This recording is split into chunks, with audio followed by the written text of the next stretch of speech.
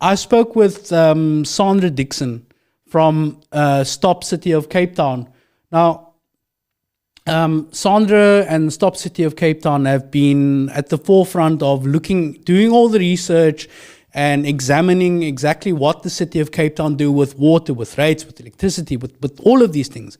And we will get to that interview, but I think as I was going through this interview, we recorded it on Saturday, and as we were talking, a thought just came into my head. But like, this is a Facebook group doing the job of the opposition of the City of Cape Town. A Facebook group is doing all of this research. A Facebook group is having the impact of conscientizing and mobilizing people around the issue of high electricity prices and rates and taxes and water and all of these things. But why? Why is it that a Facebook group is having such an impact that the City of Cape Town releases a media statement, not targeted to the ANC or Good or any of the opposition parties?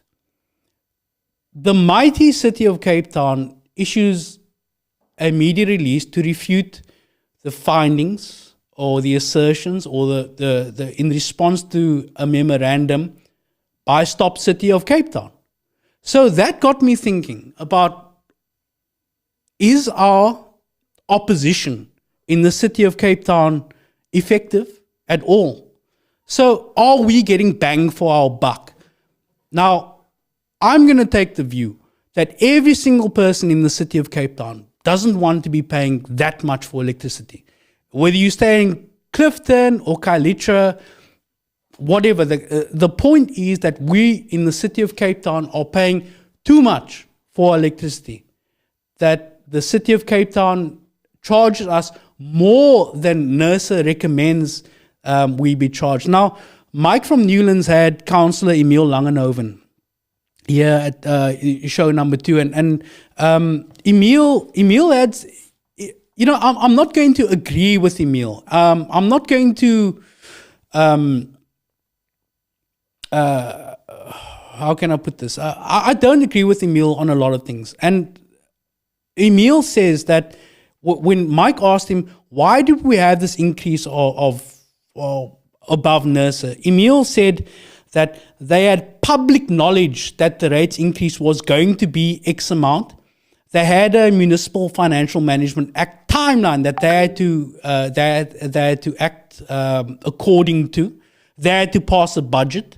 And Emile says, we were almost confident that this was going to be the rise, or we believed it was reliable information. So the budget vote came before the NERSA hike.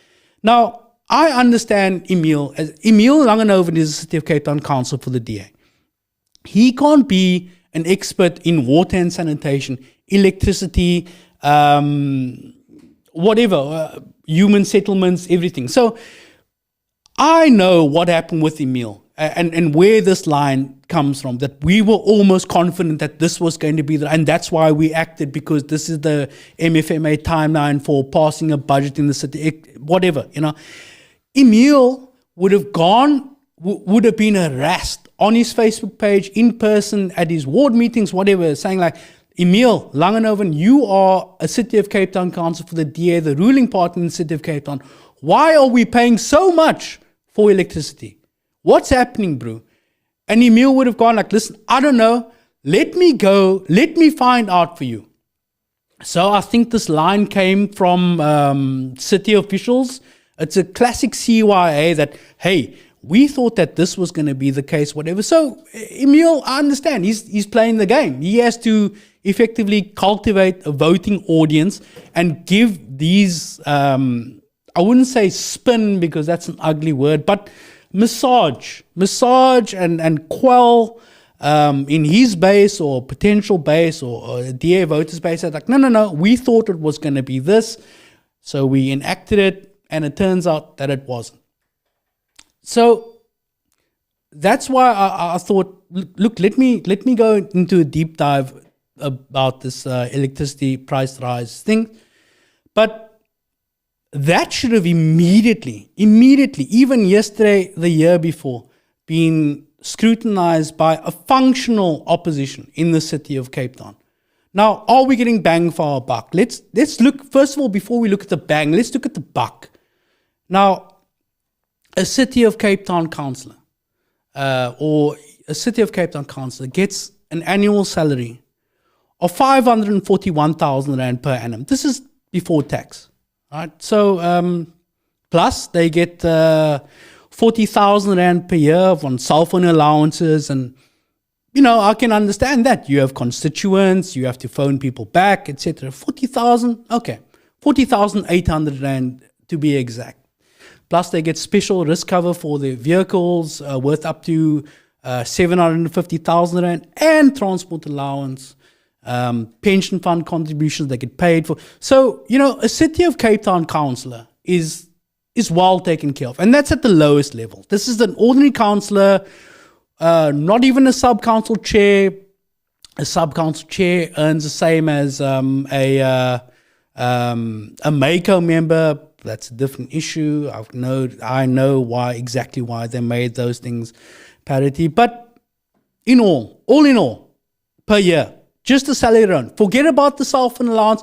Forget about the pension contributions, the transport allowances. Forget about all that stuff. The 43 ANC councillors, in total, 23 million per year. That's what we are paying the official opposition in the city of Cape Town. Now, the role of an opposition party is to have a look at what the ruling party are doing, to hold them to account, to put them under such a fine microscope everywhere they go, that it disciplines the ruling party into hopefully doing the right thing. An opposition party is supposed to be gathering intelligence and not be caught flat-footed when things suddenly happen. Like, for example, the taxi strike. There should have been intelligence about that. If we go further back in time, the day zero, the desalination plant that was built at massive cost and then given away to the private sector. The opposition should have been aware of that, or at least going through this thing with such a fine-tooth comb that should the city of Cape Town even think about doing anything in an inappropriate or non-procedural way, that it just would be out of the question. But in the lack of an effective opposition, the government, whether it be national or provincial or even local, has a license to act with such impunity that they could actually do things that are illegal and get away with it. So 23 million Rand per year. And it sounds like I'm beating up on the ANC. The opposition as well, the EFF. If you want to take that 541,000 Rand per year and add the EFF into it, add another 10 councillors. Add another 541,000 and multiply by 10. Add another 5 million to that. If you want to include the Cape Colour Congress, add another salary for 7 councillors. So, at huge cost, and I don't want to use the word taxpayer because everybody's a taxpayer. If you are unhoused and you buy a loaf of bread, you pay value added tax of 15%. So you are a taxpayer. But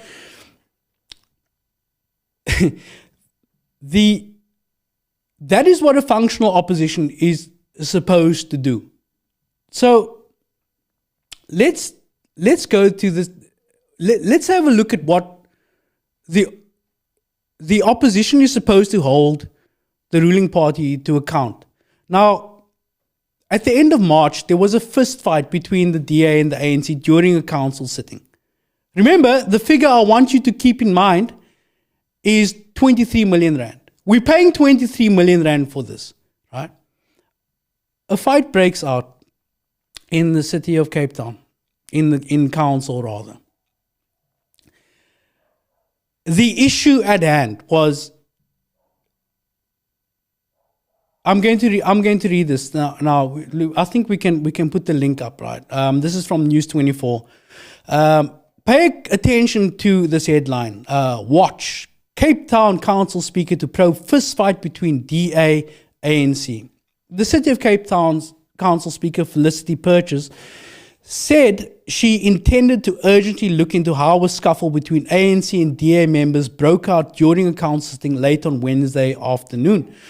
Purchase told News 24, I will be scrutinizing all footage and evidence related to the disruption of yesterday's full council meeting and apply my mind thereto in accordance with the Code of Conduct for Councillors to determine whether any matter ought to be referred to the disciplinary committee. Late on Wednesday afternoon, angry ANC members threw bottles at DA members, prompting Purchase to adjourn for a few minutes. Now, we are we're 3 paragraphs into this, and also at the top we've got the video in the news article. But why were they fighting? This is where we get to the nub of how ineffective the ANC is as the opposition in the city of Cape Town. The ruckus started after the tabling of a disciplinary committee report on a probe into claims that Cape Town councillor Zahid Badruddin had tampered with an electricity meter at his home. This is the way to, and then they have a fist fight. So this is how one snatches defeat from the jaws of victory. The headline should have read, prominent councillor, prominent Cape Town City of Councillor cleared in electricity tampering, or some allusion needed to be made that this guy Zahid Badruddin tampered with electricity meter. There's a lot of evidence to suggest that he did. He was around the crime scene. He was around the murder weapon. The glove kind of fitted, but we can't say with 100% certainty. We can only say with 99% certainty. That should have been the headline. That should have been the big opposition win in the city of Cape Town. A prominent DA councillor may have tampered with his electric meter. Instead, a fight breaks out. Now, you're probably wondering how that fight looks. Let's have a look at that fight. Let's have a look and see what opposition politics looks like in the city of Cape Town.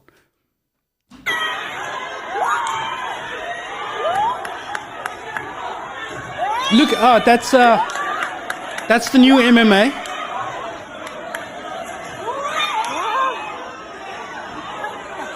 I mean, again, let me come back to that figure that I was telling you about. 23 million rand a year. But let's have a look at that. Let's see that fight again. Maybe I'm missing something, Nantle. Maybe if I see a guy in a suit throw a water bottle at a guy, maybe I will change my mind about what opposition politics. Let's see.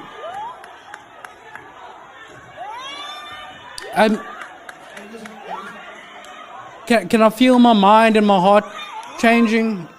I don't know. Did that do it for you? Did that? Okay, whoa. Let's give it another go. Let's watch like 2 seconds of it. Let's see, maybe. Let's see when the guy puts his chest into throwing that water bottle. Let's see. Here he comes. Let's see. Okay, you know what, Nantle? I'm convinced. That's how we are supposed to do opposition politics in the city of Cape Town. It's easy to outsmart them, basically, and put it that way. Because, it's sad, man. It's sad, and even from why they were doing it, I don't know.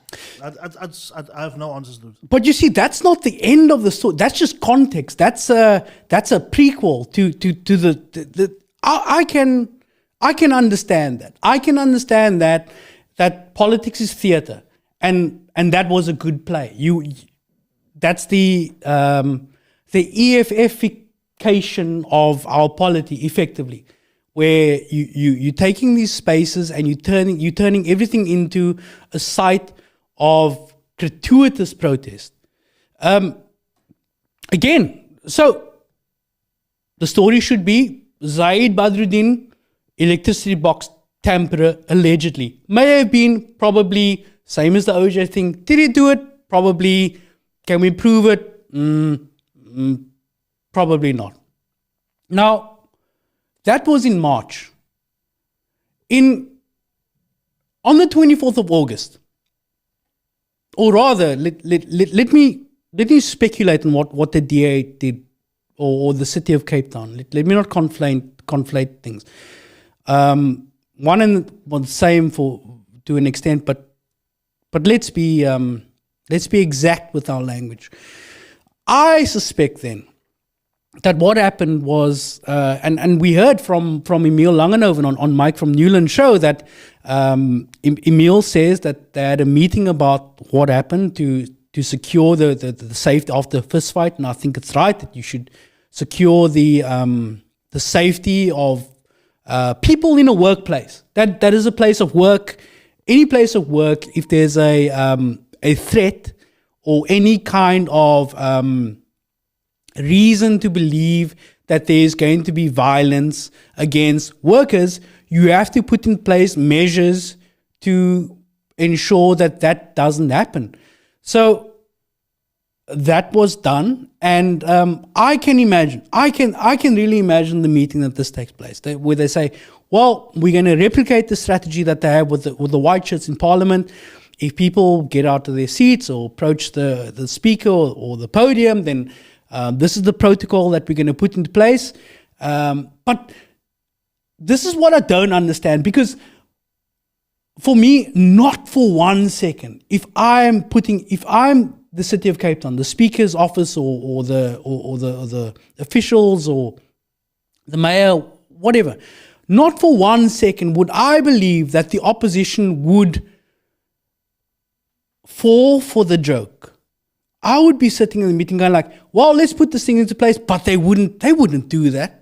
Surely they wouldn't do that. They wouldn't fall straight into this trap. They wouldn't allow us the opportunity to demonstrate to our natural constituents that we are the law and order party, that we are going to keep them out, because when they take over, they perpetrate violence, they perpetrate unruliness.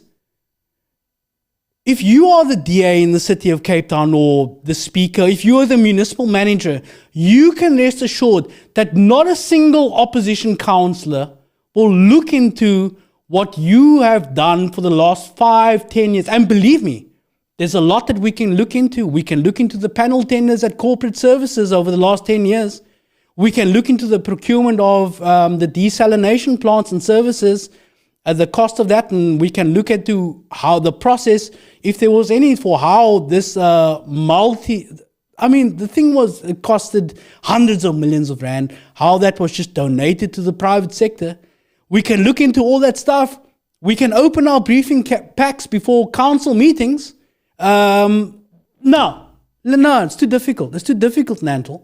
So instead, let's flash forward to the 24th of August, after all these plans have been put into place, where if a disruption happens again, this is the protocol that we're going to do to ensure that all of our councillors and workers and staff are safe from physical violence or whatever the case may be. So it says, if I can just get to this, so